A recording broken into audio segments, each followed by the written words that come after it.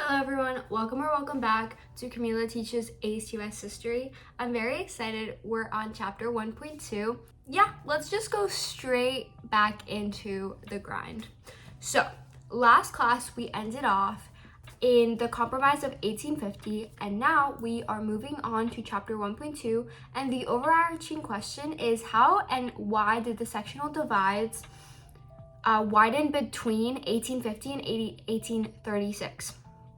So, as I previously mentioned, we did leave off in the Compromise of 1850, but I will be expanding a little bit more on that because the Compromise of 1850 included this thing called the Fugitive Slave Act, and it was that the Northerners had to help catch escaped slaves from the South and bring them back to the South. And if Northerners helped the runaways, they would either get fined or jailed. Yeah. Crazy.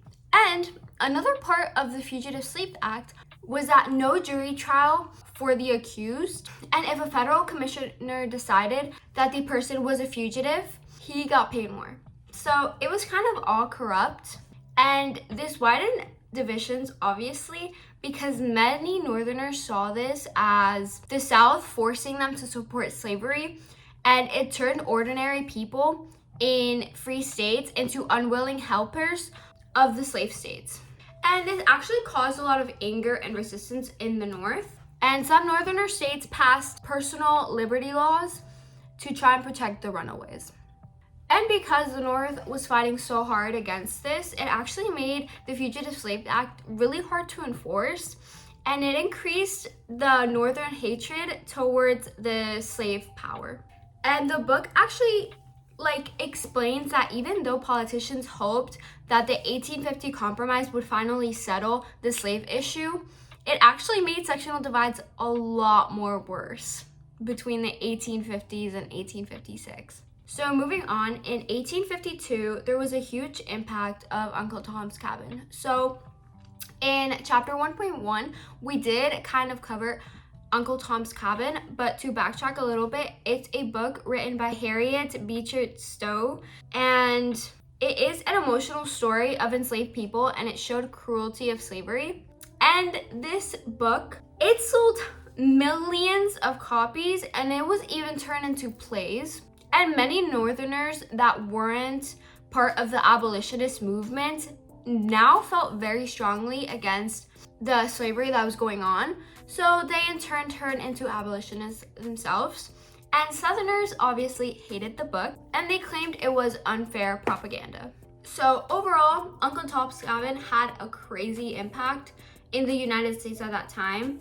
Moving on, in 1854, there was the introduction of the Kansas-Nebraska Act, and this was the biggest trigger when it came to sectional divides. So what the Kansas-Nebraska Act is that Senator Stephen Douglas, he was a Democrat from Illinois, he wanted a railroad from Chicago all the way to the west, and to get Southern support, he proposed the act. And what the act did is that it created two new territories, Kansas and Nebraska. And the people in those territories would decide for themselves whether or not to allow slavery in those territories, and this was called popular sovereignty. And because of this, this repealed the 3630 line from the Compromise of 1820. So this obviously widened sectional divides so extremely much. I even have it capitalized in my notes because this was groundbreaking at the time. Northerners were furious because this opened up land that had been free for so many years to possible slavery, but obviously Southerners supported this, and it gave them a chance to expand slavery. And the book explains that this act destroyed the old political balance, and it turned slavery into an open wound. And because of the Kansas-Nebraska Act, from 1854 to 1856, there was this phenomenon called the Bleeding Kansas. And this was caused because of popular sovereignty. And both pro and anti-slavery settlers moved into Kansas. So pro-slavery people, that they were mostly from Missouri, they set up a government in Lecompton, while anti-slavery people set up a rival government in Topeka.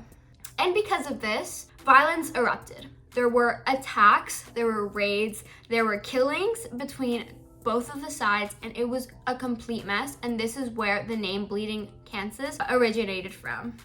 And the book actually mentions that this was kind of like a mini civil war. And it showed that popular sovereignty did not bring peace, and it honestly brought violence and death and horrible stuff. Both sides blamed each other. And in those same years, there were many changes that were occurring in the political party system because of the Kansas-Nebraska Act. One of the big parties back in those times was the Whig Party. And the Whig Party was destroyed because Northern Whigs were angry and they left the party. The Whigs collapsed as a national party, unfortunately. And in its place, a new party formed, and it was the Republican Party. The Republican Party is still to this day with us. And it was mainly a Northern party, and it was pro-business and anti-expansion of slavery. This party attracted Whigs, Free Soilers, and some Democrats who opposed the Kansas-Nebraska Act.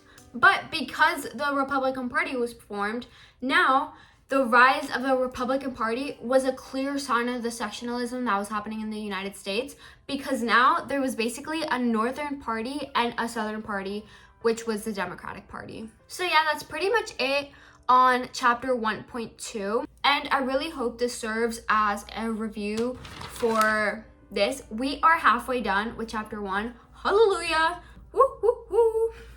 And a quick study tip, because I forgot to give you guys one last video. A study tip for essays is that you should always link the how and the why. So yeah, this is a timeline of everything I mentioned today. I really hope this served as a study guide. But thank you so much for sticking with me. We are halfway done with chapter 1, and we're gonna do so well in the exam together. And we're actually doing so good. So, yeah. I love you guys so much. Don't forget to like, subscribe, and hit notifications so you never miss one of these videos. The next few videos of chapter 1 will be coming out very, very soon. And chapter 2, again, will also be coming out very, very soon. Thank you so much for watching. Have a wonderful day, everyone, and keep studying. Bye.